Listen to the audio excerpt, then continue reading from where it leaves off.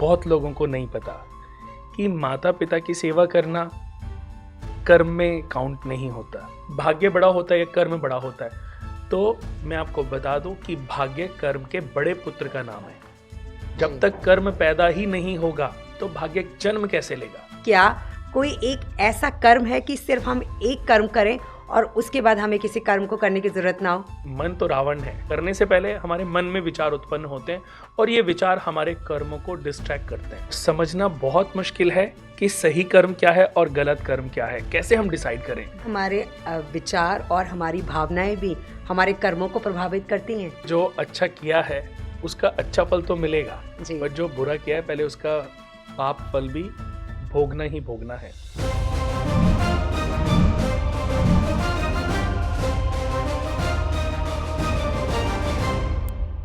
Hello and welcome to our show with us में आज हमने इनवाइट किया है अपने स्टूडियो में लाइफ डिजाइनर कुणाल कुमार जी को। तो चलिए स्वागत करते हैं उनका। Kunal ji, welcome to our show. नमस्कार। नमस्कार कुणाल जी, आज हम आपसे बात करेंगे कर्म के ऊपर। सबसे पहले यही जानना चाहूंगी आपसे कि कर्म क्या है और कोई कर्म को समझने की क्षमता कैसे बढ़ा सकता है? देखिए, कर्म का सिद्धांत वैसे तो बहुत मुश्किल है, लेकिन अगर समझना चाहें तो फिर कुछ भी ऐसा नहीं है जो मुमकिन ना हो। कर्म की परिभाषा हर व्यक्ति के लिए अलग अलग है। जैसे कि मैं आपको पूछूं कि माता पिता की सेवा करना क्या ये अच्छा कर्म है? जी हाँ, कर्म है, अच्छा कर्म है। यही बहुत लोगों को नहीं पता कि माता पिता की सेवा करना कर्म में काउंट नहीं होता। अच्छा। ये हमारा दायित्व होना चाहिए, यानी कि हमारा फर्ज होना चाहिए। जैसे उन्होंने हमें पैदा किया, पाल पोस के बड़ा किया, आज हम काबिल समझदार बन गए, वर्किंग हैं, अपनी लाइफ स्टाइल को अपने तरीके से जी रहे हैं, लेकिन इसके पीछे किसका हाथ था? हमारे माता पिता का। जी। ऐसे ही जब उनको हमारी ज़रूरत कि आज वो 80 साल के हो गए, तो हमारा भी फर्ज बनता है कि हम भी ठीक वैसे ही उनकी टेक केयर करें जैसे कभी बचपन में जन्म के समय उन्होंने हमारी की थी। तो कुछ दायित्व होते हैं और कुछ कर्म होते हैं। कर्म को कैसे काउंट करेंगे? जैसे कि मैंने बताया कि हर व्यक्ति के लिए कर्म की अलग अलग परिभाषाएं हैं जी। और समझना बहुत मुश्किल है कि सही कर्म क्या है और गलत कर्म क्या है। कैसे हम डिसाइड करें? तो बहुत अच्छा सवाल किया है आपने और मुझे लगता है कि शायद ये शो ज्ञानवर्धक भी साबित होगा उन लोगों के लिए जो अभी तक समझ नहीं पाए हैं। कोई भी जो आप किसी दूसरे के लिए करते हो या कोई आपके लिए करता है, जैसे किसी ने आपसे आपके लिए चुगली की और आपको वो अच्छा नहीं लगा, तो आपको किसी दूसरे के लिए भी वो चीजें नहीं करनी चाहिए। जो आप चीजें किसी भी दूसरे व्यक्ति से अपने लिए एक्सेप्ट ना करते हो, तो आपको कदापि वो चीजें दूसरों के लिए भी नहीं करनी चाहिए। और निस्वार्थ भाव से किया गया कोई भी कार्य, निस्वार्थ भाव से की गई किसी भी व्यक्ति विशेष के लिए सेवा, वो कर्मों में काउंट होती है। क्योंकि हमारा कोई दायित्व नहीं था, हमारे को कोई सैलरी नहीं मिल रही है, हमारा कोई उससे रिलेशन नहीं है, लेकिन फिर भी जैसे सड़क पर आज हम जा रहे हैं, अचानक हमने देखा कि कोई बेहोश पड़ा हुआ है और उसकी हम टेक केयर ऐसे ही करें जैसे कोई हमारा फैमिली मेंबर है, कोई उसको नहीं देख रहा है, तो ये आपके अच्छे कर्माज में काउंट होएगा। कहते हैं कि बीज बबूल का बोए तो आम कहाँ से खाए? अगर आम खाना है तो आम का पौधा ही लगाना पड़ेगा। तो हम निस्वार्थ भाव से कोई भी कार्य करते हैं जिससे दूसरों का भला हो, जो दूसरे लाभान्वित हों, वो हमारे कर्मों में जुड़ते चले जाते हैं। और अन्नू जी, यही कर्म पुण्य में कन्वर्ट होते हैं और यही पुण्य प्रारब्धों के रूप में हमें फल प्रदान करते हैं। वो कैसे? जैसे एक व्यक्ति की मृत्यु हो गई जी। अब उसका जन्म कैसे निर्धारित होगा कि कहाँ होना चाहिए? तो उसके पूरे जीवन के जो कर्मास हैं, उन्हीं का लेखा जोखा, उन्हीं से जो पुण्य लोक अर्जित हुए हैं, पुण्य जो अर्जित हुए, कहते हैं ना कि आपके हर मनुष्य के पीछे दो घड़े होते हैं, एक पाप कर्म का, एक पुण्य कर्म का। तो आप जैसे कर्म करते चले जाते हो, हर कर्म का फल है, अच्छा भी और बुरा भी।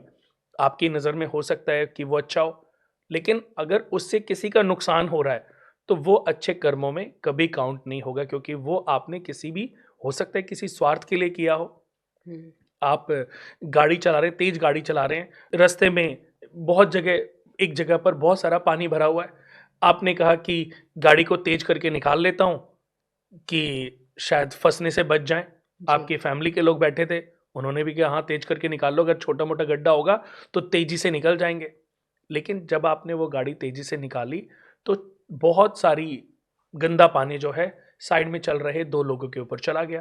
तो आपने तो अच्छा किया अपने लिए, लेकिन किसी दूसरे का तो नुकसान हो गया। जी। तो हमें ये हमेशा ध्यान रखना चाहिए कि हम जो कार्य कर रहे हैं किसी भी रूप में जाने अनजाने किसी का नुकसान तो नहीं हो रहा है। और वैसे भी मैं बहुत बातें लोगों को समझाता हूँ कि बुरा तो हमसे पता नहीं कितनी बार होता होगा। जी। हम अभी सड़क पे जा रहे हैं, कोई चींटी हमारे पाँव के नीचे आके मर गई, कोई मकोड़ा पाँव के नीचे, जाने अनजाने गाड़ी चला रहे हैं, किसी को साइड लग गई, हमें पता नहीं, लेकिन किसी का नुकसान हो गया।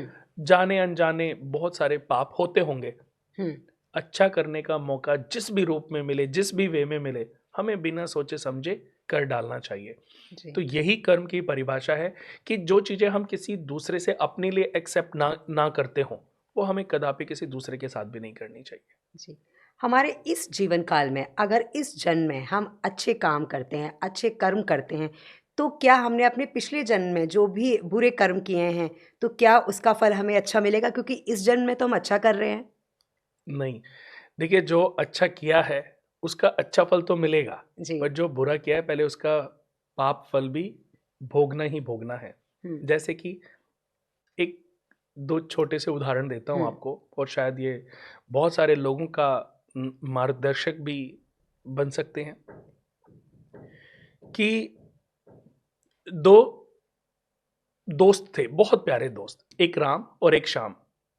ये उसी कर्म की परिभाषा जो सवाल आपने किया है जी। कि पिछले कर्म कैसे काम करते हैं, क्या आज के अच्छे कर्मों का फल हमें कैसे मिलेगा, ये कौन डिसाइड करता है।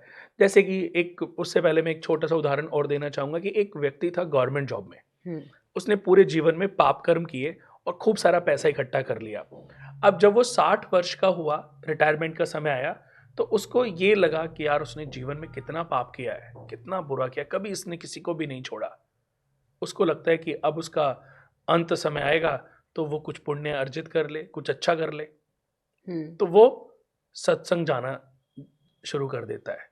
वो राम कथा, हनुमान कथा, विष्णु पुराण, विष्णु कथाएं, सब चीजें करना शुरू कर देता है। जहां भी अच्छा करने का जिस भी रूप में उसको मौका मिलता था वो करने लग जाता था, क्योंकि वो ये भी जान लेता है कि जिस बच्चों के लिए उसने ये पैसा इकट्ठा किया वो दोनों बच्चे विदेशों में सेटल हो गए और उनको उनके पैसे से अब कोई लेना देना नहीं है। जी। तो अब 60 साल की उम्र आ चुकी है, उसने तो पूरे जीवन में पाप ये सोच के करता रहा कि पैसा इकट्ठा करूंगा मेरे बच्चों के काम आएगा, लेकिन बच्चों को चाहिए ही नहीं। बच्चे अपना बाहर विदेशों में सेटल्ड, दोनों की शादी हो गई, दोनों सेटल्ड। अब धीरे धीरे उसने जितना भी अच्छा करना था अपने जीवन में किया, अंत में उसकी मृत्यु हो गई। मृत्यु के बाद जन्म मिला, तो जन्म लेने से लेकर के 60 साल तक उसके जीवन का स्ट्रगल टाइम चलता रहा। फुटपाथ पे जीवन जिया, उसने अपग्रेड किया, ठेला खरीदा, ठेले पे फ्रूट बेचने लगा, माल ढोने लगा, उसने पूरे जी जान, यानी कि उसकी शादी हुई, फिर बच्चे हुए, उसने जैसे तैसे करके बच्चों को पढ़ाया। जब वो 50 साल का 55 साल का हुआ तो उसका बच्चा यूपीएससी क्लियर कर गया, आईएएस बन गया, या आईआईटी से उसने इंजीनियरिंग कर ली, स्कॉलरशिप मिली, आईआईटी से इंजीनियरिंग करी, फिर आईएम से एमबीए किया और आज विदेश में 5 करोड़ के पैकेज पे सेटल्ड हो गया। अब उसके बच्चे ने अपने पिता को बोला कि पापा अब मैं अच्छा घर बनवाता हूं आपके लिए। उसने अच्छा घर बनवाया, सारी सुख सुविधाएं, क्योंकि पिता यूएस नहीं जाना चाहते थे, उसने सारी सुख सुविधाएं पिता जहां रहते थे वहीं पर प्रदान कर दी। जी। लेकिन तब एज कितनी हो चुकी थी? 60 वर्ष। तो जब से पिछले जन्म में उसने जिस एज से अच्छे कार्य करने आरंभ किए थे, तो इस जन्म में उसी एज से, उसी समय से, उसी पल से उसको वो सारे सुख सुविधाएं उसके प्रारब्धों के आधार पर निर्धारित हो गई। लेकिन 60 साल का जो जमे जो उसने पाप कर्म किए थे वो पूरा उसने भोगा। जी। मेहनत करता था, हम्म। फल नहीं मिलता था। आज अनु जी ऐसे कितने लोग हैं, मैं कहता हूँ 95%, 96%, 97, 98, 99% लोग, 100 तो नहीं बोलूँगा, बट 95 to 99% लोग इस दुनिया में ऐसे हैं जो कहते हैं कि हम मेहनत करते और फल नहीं मिलता। जी। तो ये मेहनत करके फल किसको मिलता है? हम्म। ऐसे वो कौन से लोग हैं जो मेहनत बिना करे फल प्राप्त कर लेते हैं? जी। करोड़ों ढूंढ लोगों से बात करेंगे ना, शायद आपको 1-2%, 2-4-5% मिलेंगे कि जो कहेंगे थोड़ी सी मेहनत करते और फल। वो कौन है? मिनिस्टर्स बने हुए आज, हम्म। ऐसे ही आईएएस की टॉप पोजीशंस में बैठे हैं। ये उनके अपने कर्मास के आधार पर मिले गए भाग्य का खेल है। जी। बहुत कहते हैं भाग्य बढ़ाए कि कर्म बढ़ाए। हम्म। हो सकता है शायद आपका भी सवाल हो कि भाग्य बड़ा होता है या कर्म बड़ा होता है। तो मैं आपको बता दूं कि भाग्य कर्म के बड़े पुत्र का नाम है। जब जी। तक कर्म पैदा ही नहीं होगा तो भाग्य जन्म कैसे लेगा? तो हम भाग्य को कैसे बदल सकते हैं? भाग्य को बदला जा सकता है कैसे? कर्मों के आधार पर। हर कर्म का, मैंने कहा ना, हर कर्म का फल है और कर्मों के आधार पर ही आपका भाग्य निर्धारित होता है। जैसे उसने 60 साल के बाद सत्संग, पुण्य, दान वान सब करना आरंभ किया था, तो उसने अपने उसी कर्म के आधार पर तो अपने भाग्य को बदला कि 60 साल में उसका बच्चा 5 करोड़ के पैकेज पे हो गया। अगर वो आगे भी नहीं करता तो उसका बच्चा भी स्ट्रगल कर रहा होता, शादी करके यहीं इन सेटल्ड होते। वो जरा सा भी अपने बच्चों पिता को, ऐसे बहुत सारे लोग हैं जिनके बच्चे अपने पिता से अलग हो जाते हैं और वो नहीं पूछते। बिल्कुल। मैं ये नहीं कह रहा हूं कि ये सही है, पर मैं बात कर रहा हूं कि ऐसा हो क्यों रहा है। तो हर व्यक्ति के अपने किए गए कर्मास के फल हैं, उनके अपने प्रारब्ध हैं। बीज बबूल का बोए, वो कहावत इसीलिए तो बनी कि बीज बबूल का बोए तो आम कहां से खाए।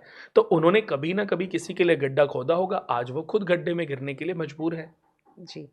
तो क्या माँ बाप के अच्छे और बुरे कर्मों का फल क्या उनके बच्चों को मिलता है आगे चल 4 के? साल तक माता के हर कर्म का फल उसका बच्चा भोगता है हम्म। और 11 साल तक पिता के कर्मास बच्चे को भोगने पड़ते हैं। पिता के कर्मास उस बच्चे को भोगने पड़ते हैं।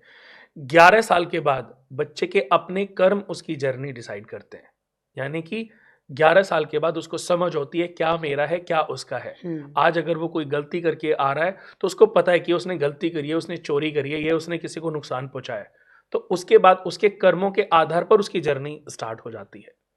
जी। तो आपने सुना होगा ना कि कहते हैं यार इस बच्चा कितना अच्छा है, कि इसको अच्छे संस्कार मिले हैं। जी। तो इसमें माँ बाप का एक बहुत बड़ा रोल प्ले होता है कि आपका बच्चा जब पहली बार चोरी करता है, इस क्लास में है, उसने किसी की रबड़ घर पे ले आया, किसी की पेंसिल घर पे ले आया, और मम्मी, क्योंकि छोटे बच्चों का तो सब चीज़ें चेक होती हैं कि तो बेटा ये रबड़, गलत बात, उसको नहीं पता कि ये सही है गलत है। वो अपने माता को या पिता को अपना आइडल मान लेता है। उसको लगता है कि कोई बात नहीं, चल। जी। अब ये तो कोई बात नहीं चल, तो उसके मन में ये आ जाता है इसका मतलब ये बुरी बात नहीं है। तो वो दोबारा से फिर उन्हीं चीजों को, वो जिसका भी पेन हाथ लगेगा, जिसकी भी पेंसिल हाथ लगेगी, वो सब उठाता लाएगा। अब चलो मम्मी ने कहा कि बच्ची है, कोई बात नहीं कोई बात नहीं, बट वो कभी नहीं सुधरेंगे। बिल्कुल। बड़े होंगे वो चोरियां करेंगे, फिर थानेदार पुलिस वाले आएंगे, आपको भी थाने में बुलाएंगे, आपके सामने आपके बच्चे को 4 चांटे लगेंगे, गालियां पड़ेंगी, लेकिन तब बहुत देर हो चुकी होगी। तब आप कहते हैं ना कि जब एक पौधे बीज बोते हैं और पौधा बढ़ना शुरू होता है और वो टेढ़ा हो जाए, तो हम क्या करते हैं, एक फट्टी, एक कुछ भी लकड़ी का टुकड़ा बांध देते हैं ताकि वो सीधा हो। जी। लेकिन ये किसके साथ करते हैं? सिर्फ पौधे के साथ। कभी आपने बहुत बड़े वृक्ष के को सीधा करते देखा है किसी को? बिल्कुल भी नहीं। वो नहीं हो सकता। जी। तो समय रहते अगर हम अपनी गलतियों को समझ लें और उसको सुधारने की कोशिश करें, अपने बच्चों को अच्छे संस्कार दें, उनको अच्छे बुरे का ज्ञान दें। बच्चे की पहली गुरु माता, दूसरे गुरु पिता, तीसरे गुरु अध्यापक होते हैं। तो माँ सबसे बड़ी गुरु है। अगर माँ अपने बच्चे को अच्छे संस्कार देने की कोशिश करे तो बच्चा इतना उज्जवल भविष्य अपना बना सकता है कि आपको किसी पंडित के पास, किसी एस्ट्रोलॉजर के पास, किसी मंदिर में जाने की आवश्यकता ही नहीं पड़ेगी, जी क्योंकि आपके संस्कार इन सब से बहुत ऊपर हैं। आपका जो आपकी जो प्रेरणा है उस बच्चे के लिए वो बहुत ऊपर है। पर कुणाल जी, कई बार हम देखते हैं ना कि माता-पिता दोनों बहुत संस्कारी हैं, उन्होंने बहुत अच्छे संस्कार दिए हैं अपने बच्चों को, लेकिन आगे चल के वो बच्चा जब बड़ा होता है ना, वो सारे संस्कार भूल जाता है, वो अपने ही संस्कार अपना लेता है, यानी कि वो गलत रास्ते पे चलने लग हाँ, जाता है। ये इसमें देखिए दोनों चीज़ों का खेल है, दोनों चीज़ों का रोल प्ले है कि माता-पिता दोनों बेचारे बहुत अच्छे थे, लेकिन वो अपनी जॉब में, अपने करियर में इतने ज़्यादा बिज़ी थे कि बच्चों को ध्यान ही नहीं दे पाए। तो ये भी बहुत ज़्यादा ज़रूरी है कि हमें अपने बच्चों पर समय-समय पर ध्यान देना चाहिए। बच्चों को माता-पिता के टाइम की सबसे ज़्यादा आवश्यकता होती है। बिल्कुल। जब हम उनको वो समय नहीं देते, तो ऐसी स्थितियाँ तब उत्पन्न होती हैं कि माँ-बाप कि बच्चे माँ-बाप अच्छे तो बहुत हैं, लेकिन अब बच्चे उनका कहना नहीं मानते, क्योंकि सब कुछ है, लेकिन उन्होंने समय तो दिया ही नहीं बच्चों को हुँ, कभी। बच्चों को समय किसने दिया? उनके दोस्तों ने, उनका जो सर्कल बना, उनके सर्कल के उनके जो माता-पिता थे, फिर वो बच्चे उनकी लाइफ़ को देख-देख के, भले ही उन लोगों ने बहुत ऐसे लोग हैं जिन्होंने बहुत पैसा नहीं कमाया, लेकिन उनके माता-पिता उनको बहुत प्यार करते थे, केयर हुँ, करते थे। तो बच्चे उनसे कंपेयर कर के अब अपने अच्छे माँ-बाप से भी फ्रस्ट्रेट हो गए। जी, उनको अच्छे तो हैं, लेकिन वो फ्रस्ट्रेट हैं कि हुँ, इनके लिए बच्चों के लिए उनके पास टाइम नहीं है। हुँ, जैसे अभी एक मूवी आई थी एनिमल, जी, आपने देखी होगी। जी, बिल्कुल। बच्चा अपने पिता को अपना रोल मॉडल समझता है। हुँ, माता समझाती भी हैं पिता को, जी, बट नहीं समझते। अब बेटा क्या करे? वो हिंसात्मक जर्नी पकड़ लेता है कि उसको ज़रा-सा भी कुछ, उसको रास्ता ही एक पता है कि जी, मारो और निपटाओ। तो ऐसे ही हमें अपने बच्चों को समय देना चाहिए, समय-समय पर उनके आचार-विचारों को समझना चाहिए और उनको अपडेट हमेशा समय-समय पर करते रहना चाहिए, क्योंकि हर माता-पिता अपने बच्चे के लिए रोल मॉडल हैं। बिल्कुल। वो अगर अपना रोल मॉडल प्ले करेंगे, वो सिर्फ़ ऐसा नहीं है कि सिर्फ़ पैसा देना, उसको सारे सुख देना ही सिर्फ़ नहीं है। उसको समय देना भी, अपने बच्चों को समय देना भी बहुत ज़रूरी है। बिल्कुल। तो क्या कुणाल जी, हमारे विचार और हमारी भावनाएँ भी हमारे कर्मों को प्रभावित करती हैं? देखिए, विचार हमारे मन तो रावण है। जी। मन में जो विचार उत्पन्न होते हैं, यही तो सबसे ज़्यादा नेगेटिव थॉट्स हैं जो हमारे सबसे पहले मन में आते हैं। हुँ, करने से पहले हमारे मन में विचार उत्पन्न होते हैं और ये विचार हमारे कर्मों को डिस्ट्रैक्ट करते हैं। जैसे मन में आया, यार इसके पास कितनी सुंदर कार है। हुँ, है तो ये भी पाप ना, हुँ, कि आप दूसरे की कार से प्रभावित नहीं हो सकते। आप बिल्कुल। संतुष्ट रखो। किसी दूसरे की पत्नी देखी, सारी लड़कियाँ सुंदर भी नहीं है और सब लड़कियाँ बदसूरत भी नहीं है। बिल्कुल। सबके अपने-अपने फीचर्स हैं, सबकी अपनी-अपनी सुंदरता है। हुँ, किसी को के पास रंग की सुंदरता है, किसी के पास फीचर्स मतलब उसका जो भगवान ने ढाँचा बनाया हुआ है। उम, तो हर व्यक्ति का अपना-अपना स्वरूप है हाँ जी। और ये डिपेंड ऑन व्यक्ति भी करता है कि किसको क्या पसंद है। जी, तो ऐसे ही आप किसी दूसरे की पत्नी को देख कर के प्रभावित होते हैं, आप बुरा सोचते हैं, तो ये मन का रावण ही तो है। हाँ जी, मन रूपी रावण सीता रूपी आत्मा को रोज हरण करता है। ये राम रूपी शरीर जो है, राम रूपी पुरुष भक्ति रूपी हनुमान की मदद से मन रूपी रावण से सीता रूपी आत्मा को रोज मुक्त कराता है। देखा जाए, यही कर्मास का खेल है कि आत्मा हमेशा समझाती है। कहते हैं ना, अंतरात्मा की आवाज़ हमें सुननी चाहिए, क्योंकि अंतरात्मा सीता है, हुँ, मन रावण है। मन हमेशा आत्मा को जकड़ने की कोशिश करता है, नहीं, उसने भी तो पाप किया है। उसने जी, भी तो एक शादी तोड़ के दूसरी शादी की है। हुँ, वो भी तो बुरे काम कर रहा है। उसने भी तो 2 मर्डर किए हैं, हुँ, तूने तो अभी 1 ही किया है। हुँ, तो मन आत्मा को जकड़ लेता है और मन हमें इतना अपने अंदर इतना हमारे ऊपर हावी हो जाता है कि फिर हमें पाप पुण्य कुछ समझ ही नहीं आते। जी, पहली बार जब कोई बच्चा चोरी करता है, समझदार बच्चा हुँ, चोरी करता है, पहली बार किसी को नुकसान पहुँचाता है, डकैती डालता है, किसी का मर्डर करता है, पहली बार उसके मन और आत्मा में द्वंद्व युद्ध होता है। आत्मा कहती है कि तूने कितना बड़ा पाप किया है, कितनी गलती करी है। वो उसको पीड़ित करने की कोशिश करती है, उसको समझाने की कोशिश करती है आत्मा। हुँ, लेकिन ये मन रूपी रावण आत्मा पर जब विजय पा लेता है, फिर वो हिंसात्मक प्राणी बन जाता है, हिंसात्मक मनुष्य, वो गुंडा गैंगस्टर बन जाता है। उसके लिए फिर एक जने को मारना या 1000 को मारना, कितने आपने देखे होंगे साइकेट्रिस्ट जो मर्डरिस्ट होते हैं, वो कितने क्रूर लड़कियों का मर्डर करते हैं। जैसे कि आपने सुना होगा एक निर्भया कांड हुआ। हाँ जी। तो उसमें क्या हुआ कि लोगों ने 4 लोगों ने 5 लोगों ने एक लड़की का रेप किया, लेकिन सिर्फ रेप नहीं किया, दरिंदगी से उसको नुकसान भी पहुंचा। यानी कि वो उनके अंदर एक वहशीपन था, एक राक्षसपन था। तो इसको क्या बोलोगे कि ऐसे लोगों को अगर भगवान मृत्यु होने के बाद जन्म देगा तो कहाँ देगा? किसी राजा के घर में? बिल्कुल भी नहीं। ऐसे लोग फुटपाथ पे पैदा होते हैं, किसी का हाथ कट जाता है, किसी की आंख फूट जाती है, किसी का पाँव काट के, ऐसे जो भीख मांगने वाले, ये अपने अपने कर्मों के फल भोगने के लिए ही इस दुनिया में आए हैं। एक बड़ा प्यारा आपको वाक्य सुनाता हूँ, और ये जी। मेरे साथ घटित हुआ था। मैं और मेरी वाइफ रात को किसी पार्टी से, किसी फंक्शन से, शादी से वापस आ रहे थे। तो मधुबन चौक पे हाँ जी। एक आप देखना हमेशा एक आदमी होता है, वो भीख मांगता है, उसका एक पाँव कटा हुआ है और एक बैसाखी उसके पास होती है, और वो सबसे पैसे मांग रहा होता है।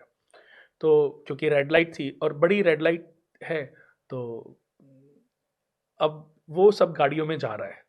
तो अब मैंने देखा, मैंने भी उसको देख लिया, और मैंने देखा मेरी वाइफ नेहा भी उसको देख रही है। तो नेहा ने बोला कि आपके पास कुछ चेंज पैसे पड़े हैं? तो मैंने कहा हाँ रखे हैं, ये ले लो। तो उसने ले लिए। तो मैंने उसको एक कहानी सुनाई। मैंने कहा आपको निर्भया कांड पता है? कह रही हाँ। मैंने कहा जो ऐसे लोग इतनी दरिंदगी करते हैं, इतना बुरा करते हैं एक लड़की के साथ, इतना बड़ा कुकर्म करते हैं, मैंने कहा उनको भगवान फुटपाथ पे किसी का पाँव काट के, किसी का हाथ काट के ऐसे रूप में सजा देता है। हम्म। और फिर ऐसे बहुत सारे लोग हैं जो इमोशनल होके उसकी हेल्प करना चाहते हैं। एक्चुअली सजा देना ना किसी मनुष्य के वश में नहीं है। सजा देना भाई, अगर हम ये धरती पे देखें तो कोर्ट है, पुलिस है, कोर्ट है, कानून है, लेकिन इससे भी ऊपर है शनिदेव। भाई यहाँ पे तो कोर्ट में चलो जज होते हैं किसी से प्रभावित होकर के, कुछ भी प्लस माइनस, पर शनिदेव किससे प्रभावित होंगे? जी। शिव भगवान किससे प्रभावित होंगे? वो तो हर कर्म का फल देंगे ही देंगे ना। मैंने कहा फिर जो इंसान ऐसे कर्म करते हैं ना, फिर शनि की वक्री दृष्टि उन लोगों पर पड़ती है, और वो लोग अपने जीवन का सबसे बुरा, सबसे, क्योंकि शनिदेव, मैं ये नहीं कह रहा हूं ये गलत हो रहा है, ये अच्छा हो रहा है, क्योंकि शनिदेव उसको उसके पाप कर्मों से मुक्ति दिलाना चाहते हैं। पाप तो कर दिए ना उसने, कर आया, जन्म भी पा लिया दूसरा, लेकिन हाथ पांव भी कट गए। अब इस जन्म में कम से कम कष्ट खत्म तो हो जाए, उसके पापों से उसको मुक्ति तो मिल जाए जी। तो शनिदेव की जब दृष्टि आती है, 7.5 आती है, दशा आती है, तो वो आदमी देखा जाए तो प्योर होता है जी। यानी कि उसके अंदर जितनी भी पाप कर्म थे, उनसे शनिदेव उस व्यक्ति को, उस जातक को मुक्ति दिलाते हैं। अब ऐसे में बहुत सारे लोग हैं जो उसका भविष्य चेंज करना चाहते हैं जी। तो जैसे बहुत सारे लोग हैं चैरिटी कर देते हैं, तो शनिदेव सबसे पहले ऐसे लोगों को सबक देते हैं जो लोग शनिदेव के न्याय में बाधाएं उत्पन्न करते हैं। क्योंकि आप किसी की किस्मत नहीं बदल सकते। हर व्यक्ति को जो अपने कर्मांश के फल मिल रहे हैं वो स्वयं उसके किए गए हैं। वो भिखारी आज हमारी वजह से नहीं बना, अपने कर्मों के आधार पर बना है। बिल गेट्स, वॉरेन बुफे या टेस्ला के जो मालिक हैं, या अडानी, अंबानी, अगर हम बात करें, या हमारे देश के प्रधान, सब अपने कर्मों के आधार पर ही तो ये पोस्ट या ये लेवल उन्होंने पाया है जी। हमने थोड़ी ना दिलाया। बिल्कुल। तो हम देखा जाए किसी के भी जिम्मेदार नहीं है, पर हर व्यक्ति अपने लिए जिम्मेदार जरूर है। तो मैंने कहा शनि की दृष्टि, अब जो जो भी इसकी हेल्प करना चाहेगा जरूरत से ज्यादा, तो शनिदेव पहले उसको ही निपटाएंगे, क्योंकि शनिदेव के न्याय में कोई भी अवरोध उत्पन्न करे उनको बर्दाश्त ही नहीं। अब नेहा कहती है कि मैं क्या करूं, अब उसे पैसे दूं कि नहीं दूं? तो मैंने कहा ये मैं कैसे मना करूं, ये तो तुम सोचो, अपना दिमाग लगाओ। आंख बंद करके ऐसा थोड़ी ना कि हर भिखारी है उसको पैसे बांट दो, भिखारी बढ़ते चले जाएंगे। आप आज 10 भिखारियों को रोज 100-100 रुपए देना शुरू कर दो, कल को आपको पता चलेगा कि 10 की जगह यहाँ पर 100 भिखारी और बढ़ गए, 10 भिखारी और बढ़ गए। लेकिन वो हमारे मन में आ जाता है ना, जब हम होते हैं तो हम सोचते हैं कि अगर अब हम 20 रुपए दे देंगे तो क्या हो जाएगा? एक हाथ नहीं है, पैर मन नहीं मन है, ही तो रावण है, वो मन समझदार नहीं है। मन को जो दिखता है बस उसको या तो अपना बना लेता है या गैर कर देता है। जरूरी नहीं जो दिख रहा है वो सच है। हुँ, वो भिखारी ने पैसे इकट्ठे किए, वो पैसे का सुख तो अभी भी नहीं। एक आपने नहीं सुना कि एक भिखारी के पास लाखों रुपए, जब वो मृत्यु हुई उसकी, तो जब उसको जलाने के लिए लेके जा रहे थे तो उसकी पोटली गिर गई, तो उसमें से खूब सारे पैसे उड़ गए, तो लोगों ने उसको तो फेंक दिया और पैसे। हुँ, अब वो पैसे का यूज कहाँ किया उसने? वो इकट्ठा करता रहा। करता रहा। सुख अगर नहीं है तो आप होना या नहीं होना फिर मैटर नहीं करता। जी। मेरा ये मानना है कि आप अपने जब घर से निकलो हुँ, तो पहला व्यक्ति जो भी आप अपना एक नियम बनाओ हुँ, कि मैं घर से जब निकलूंगा मुझे कोई भी जरूरतमंद दिखाई देगा मैं उसकी हेल्प करूंगा। पर हेल्प पैसे जरूरी नहीं है कि आप पैसे, क्योंकि हो सकता है कि वो किसी के पास किसी, जैसे एक हमने ट्रैफिक सिग्नल मूवी देखी थी, उसमें मिनिस्टर्स तक को जी, बिल्कुल। हिस्सा जाता था, हुँ, गुंडे मवालियों को हिस्सा हुँ, जाता था। तो भिखारी तो बेचारे ये बढ़ते जा रही है, हमारे भीख देने की वजह से ही भिखारी बढ़ते जा रहे हैं। तो हुँ, जाने अनजाने देखा जाए तो हम पाप कर रहे हैं, हम पुण्य कहाँ कर रहे हैं? हुँ, हमने भिखारियों को बढ़ाने के लिए ही तो अपने आप जाने अनजाने पाप कर डाले। हुँ, क्योंकि ये पैसा किसके पास जा रहा है? इनका भी एक रिसोर्सेज ऑनर है जिसने बिल्कुल। इनको यहाँ पे लगाया हुआ है। उसने 10 चौक पे 100 भिखारी रखे हुए हैं। उसकी कमाई, आप ट्रैफिक सिग्नल देखो आपको मूवी समझ आएगी। और हर व्यक्ति ने जब मूवी देखी होगी तो समझ आया होगा, लेकिन आज फिर हम भूल गए। बिल्कुल। फिर हमें यार ये आ गया, शायद इसको भीख देने से हमारा कुछ अच्छा हो जाएगा। हुँ, आपका विश्वास वीक है, आपका विश्वास अपने ऊपर नहीं है। हुँ, आप मंदिर में जाओ, भगवान ने ये नहीं बोला कि मुझे 100 रुपए का, कि भगवान मैं 500 रुपए का, आप कुछ मत बोलो। हुँ, आप भगवान के साथ पूरे विनम्रता के साथ, विश्वास के साथ माथा टेको। बिना पैसे के भी वो आपको फल देंगे। हुँ, बिना पैसे के भी वो बिल्कुल। आपको आपकी मनोकामना पूर्ण करने में का आशीर्वाद देंगे। और ऐसे बहुत सारे लोग हैं जो लालच देते हैं, वो कभी बेचारे कुछ नहीं कर पाते। एक लड्डू की दुकान खोल के बैठ जाते हैं बस। तो जी, जरूरी नहीं है कि जो आप सोचते हो वही सही है, वही सच है। तो विचारों पे इंसान को हमेशा कंट्रोल रखना चाहिए, विचारों को भंग नहीं होने देना चाहिए। आपको मैं बता दूं अनु जी कि सबसे पहले जो हमारे, जब इस युग की स्थापना हुई थी, सतयुग, त्रेता युग, हुँ, द्वापर युग, फिर कलयुग आया।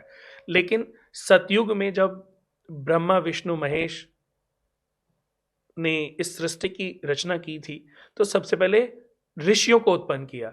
ब्रह्मा जी ने मानस पुत्रों को उत्पन्न किया, यानी कि अपने मस्तिष्क से उत्पन्न डिसाइडेड कि कैसे बच्चे होने चाहिए। हुँ, ऐसे उनके आगे जो ऋषि हुए, इन्होंने सबसे पहले मेडिटेशन करके अपने विजय को कंट्रोल, विजय पर, अपने मन पर विजय पाई। जी, मन पर विजय पाना, मन को अपने वश में रखना बहुत ज्यादा जरूरी है।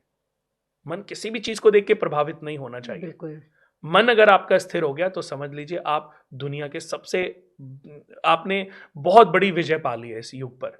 जी। कुणाल जी, भगवद गीता में लिखा है कि जब तक आप जीवित हैं ना, तब तक आपको कर्म करना है। आप एक कर्म करते हैं, उसके बाद आप दूसरा कर्म करते हैं। मेरा आपसे प्रश्न ये है कि क्या कोई एक ऐसा कर्म है कि सिर्फ़ हम एक कर्म करें और उसके बाद हमें किसी कर्म को करने की ज़रूरत ना हो?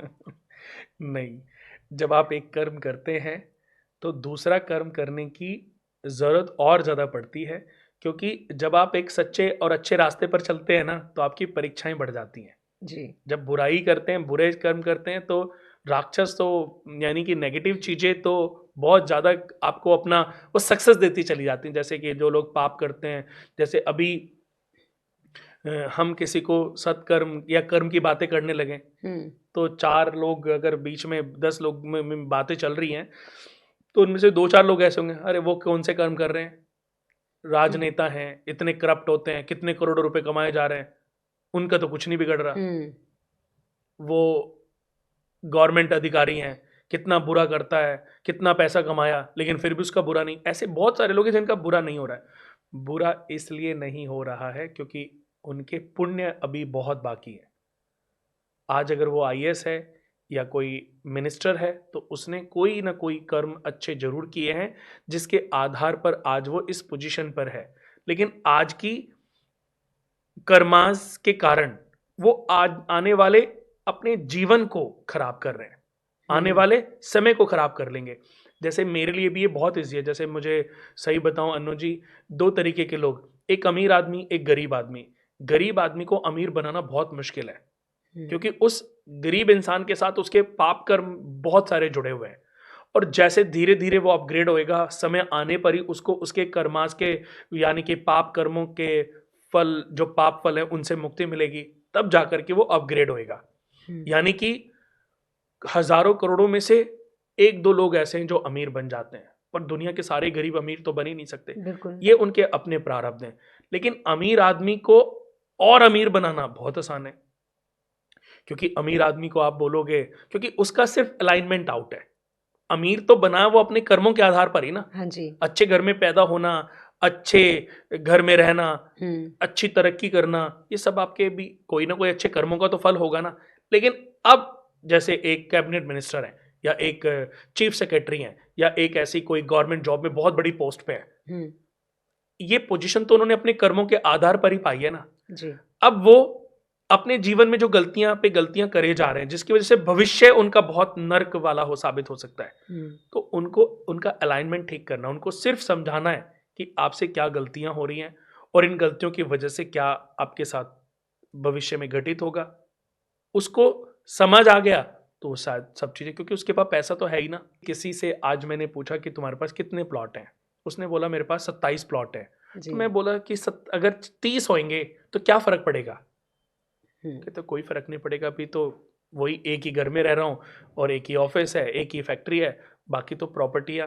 लेकिन ये प्रॉपर्टियां बढ़ती तो जा रही हैं, लेकिन आपकी एज भी तो बढ़ती जा रही है। अब आप 80 साल के हो गए और आपके पास प्रॉपर्टियां 60। अब आपकी मृत्यु हो गई, यमराज आपको लेके जा रहे हैं। अब क्या यमराज ये चीजें देख करके आपको दोबारा जन्म देंगे कि आपके पास तो 80 प्लॉट हैं तो आपको 200 प्लॉट के घर में भेजेंगे? नहीं। ये धरती न किसी की थी, न किसी की है और ना किसी की हो सकती है। ये कहते हैं लोग ये मेरा है, ये घर मेरा है, ये प्लॉट मेरा है, ये फैक्ट्री मेरी है। मैं कहता हूं ये शरीर भी तेरा नहीं है, ये तुझे लीज पे मिला है। ये तुझे लीज पे मिला है 70 साल के लिए, 80 साल के लिए, 90 साल के लिए। 40 साल में भी लोग निमट जाते हैं, 30 साल में भी डेथ हुई है, 17 साल में भी। ऐसी कौन सी एज है जिस एज में आपने डेथ ना सुनी हो? एक बच्चा गर्भ में भी लोग एबॉर्शन करा देते हैं, मिसकैरेज हो जाता है। ऐसी कोई एक एज बताओ जिस एज में आपने डेथ नहीं सुनी कि कुणाल जी मैंने 20 से 30 साल के बीच के लोगों की डेथ नहीं सुनी। डिसाइडेड नहीं है जी। तो यही मैं आपसे पूछना चाह रही हूँ कुणाल जी, लास्ट सवाल मेरा आपसे ये होगा कि जैसे हम देखते हैं ना कि कुछ लोगों को शारीरिक रोग बहुत ज़्यादा होते हैं और वो मतलब बहुत कम एज में उन लोगों को इस तरह की बीमारियां हो जाती हैं, तो क्या ये सब कुछ हमारे कर्मों पर आधारित होता है कि हमारे कर्म है जिनकी वजह से हम ये बीमारियां भोग रहे हैं? देखो ये भी बहुत अच्छा सवाल है। वैसे तो इसको दोनों तरफ से मैं जवाब देता हूँ, मेडिकली भी देता हूँ और एस्ट्रोलॉजिकल भी देता हूँ। एक बच्चे का जब जन्म होता है तो उसके कितने दांत होते हैं? एक भी नहीं। एक भी नहीं। उसके बाल कितने लंबे होते हैं? किसी किसी के ज्यादा होते हैं, किसी के थोड़े कम होते हैं। बट क्या बहुत जितने बाल आज आपके सर पे, क्या जब आपका जन्म हुआ? नहीं, बिल्कुल नहीं। ऐसे ही ग्रह, 9 ग्रह, ये कैसे कैसे जीवन में जुड़ते हैं ये मैं आपको समझाता हूँ। जब एक बच्चे का जन्म होता है तो सबसे पहले उसकी वाणी, आवाज निकलती है, वो चीखता है जी। चीखना यानी कि मरकरी, अभी वो बच्चा ही है ना, कुमार है। मरकरी को सबसे छोटा माना गया, कुमार, यानी कि सब खुश हो जाते हैं। देखो वो बात दूसरी है कि कुछ लोगों को बेटा चाहिए और बेटी हो गई तो वो थोड़े सैड हो जाते होंगे, बट अभी जो यूथ पीढ़ी है, मुझे बड़ी खुशी मिलती है कि यूथ बेटियों को पाके ज्यादा खुश है। मैंने भी अनु जी वैष्णो माता में हर साल ये मन्नत मांगी कि मुझे बेटी देना, और बेटी हुई। हमारी बेटी का नाम है कामाख्या। तो मतलब, और मैंने यूथ को देखा है कि वो बेटियां मांगते हैं, उनको खुशी मिलती है कि उनके घर में बेटी आ जाए। तो अब बच्चे का जन्म हुआ तो आवाज, बच्चे ने चीखना शुरू किया, यानी कि मरकरी प्रबल हुआ। वो चीख रहे हैं कुमार, अब सब खुश हो गए कि यार बच्चा हुआ है। उसके बाद जब बच्चा बड़ा होता है, जैसे अब बच्चा हुआ तो उसका हार्ट तो चलो वो गर्भ में भी धड़कने लग जाता है। सबसे पहले सूर्य है, फिर वो बच्चा इधर उधर देखता है, समझता है ये हमारा मन है। तो ये मन के बाद मरकरी, सबसे पहले आत्मा आई, फिर मन जागरूक हुआ, फिर वाणी उत्पन्न हुई। तो पहले सूर्य प्रबल हुए, फिर चंद्रमा प्रबल हुआ, फिर मरकरी। अब बच्चे की स्किन अच्छी हो रही है, यानी कि अगर आप देखोगे अभी 2 घंटे 5 घंटे 10 घंटे के बच्चे और 6 महीने का बच्चा बहुत ही क्यूट हो जाता है। जी बिल्कुल। हालांकि 1-2 महीने के बच्चे को तो गोद में लेना भी थोड़ा मुश्किल, बहुत सॉफ्ट होता है, हड्डियां वड्डियां, गर्दन टेढ़ी ना हो जाए, कुछ प्रॉब्लम ना हो जाए, बहुत मुश्किल है। लेकिन जैसे जैसे बच्चा बढ़ता चला जाता है उसके बाल बढ़ते हैं, उसकी स्किन सुंदर होती है, उसके दांत आते हैं, पसलियां मजबूत होती चली जाती हैं, फिर बच्चा दौड़ने लगता है, जैसे ही वो खड़ा होता है भागने की कोशिश करता है। फिर शनि प्रबल होता है, जब ज्ञान आता है बृहस्पति प्रबल होता है, जब ताकत आती है मंगल प्रबल होता है, सारे ग्रह अब प्रबल होते जा रहे हैं। सबसे अंत में आते हैं शनि, स्किन के रूप में, त्वचा के रूप में, हड्डियों के रूप में, बालों के रूप में, दांतों के रूप में, सबसे लास्ट में। ये सारी चीजें शनि है जी। हड्डियां, पसली, नाखून, त्वचा, घुटने और दांत, ये सब शनि के कारक अंग हैं जी। अब हम इसको फॉरवर्ड करते हैं, 50-60 साल की एज हो गई, बाल कम होते जा रहे हैं, कम होते जा रहे हैं, बिल्कुल होते हैं। 60-70 साल में बिल्कुल खत्म हो गए। दांत रूट कनाल हो गए, चलो डॉक्टरी ट्रीटमेंट आदमी ठीक कर लेता है, लेकिन दांत धीरे धीरे 70-80 साल में सारे दांत खत्म। पसलियां इतनी कमजोर हो जाती हैं कि चला नहीं जाता, हड्डियों में प्रॉब्लम शुरू हो जाती है, तलवों में दर्द शुरू हो जाता है, नाखून, बिल्कुल हर चीज, यानी कि शनि साथ छोड़ के चला जाता है और आपको छोड़ जाता है आपके कर्मों के भरोसे। जिसके कर्मास पूरे जीवन में बहुत खराब होते हैं उसका अंत बहुत खराब होता है। कहते ना अंत बहुत बड़ा दर्दनाक नहीं होना चाहिए जी। कि आप, तो शनि जाने से पहले, जाते जाते आपको आपके कर्मों के आधार पर छोड़ जाता है कि अब आप लास्ट का वो जीवन जियो। आयु तो लंबी देता है, सब कुछ अच्छा देता है, लेकिन अंत समय पे आपको प्योर करने के लिए छोड़ जाता है कि अब जो कर्म किए उनको भुगत के जाओ। फिर आदमी तड़पता है, मौत रोज मांगता है कि भगवान मुझे उठा ले उठा ले, पर भगवान कैसे उठाएगा, वो तो कर्मों का फल अभी बचा हुआ है। तो इसलिए फिर से वही कहावत मुझे याद आती है कि बीज बबूल का बोए तो आम कहाँ से खाए। आम खाने के लिए आम का पौधा लगाना पड़ेगा। अगर आप किसी के लिए भी कांटे या किसी का भी बुरा करोगे तो आपको उसका फल तो भोगना ही पड़ेगा। कुणाल जी, कर्म के ऊपर हम आपसे और भी बहुत कुछ जानेंगे, बहुत थोड़ा सा हमने आपसे जाना है, और भी बहुत कुछ जानना है हमें कर्म के ऊपर आपसे, लेकिन अगली सीरीज में। बहुत बहुत शुक्रिया आपका कुणाल जी कि आप हमारे स्टूडियो में आए। Thank you so much. नमस्कार।